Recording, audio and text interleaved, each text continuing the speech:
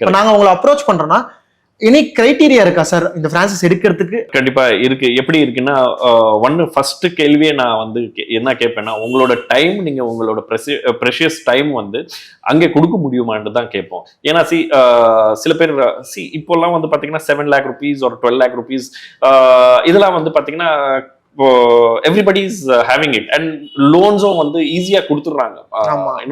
கவர்மெண்ட்டும் வந்து ஸ்கீம்ஸ் எல்லாம் இருக்கு, ஈஸியா கொடுத்துடுறாங்க. But the way you can approach, உங்களால வந்து என்ன மாதிரி நீ உங்களால வந்து உங்களோட டைம் ஸ்பெண்ட் பண்ண முடியும், எப்படி உங்களுக்கு வந்து அதை எடுத்துட்டு போக முடியும்னு சொல்லி அந்த இதுதான் நாங்க வந்து முதல்ல அனலைஸ் பண்ணுவோம்.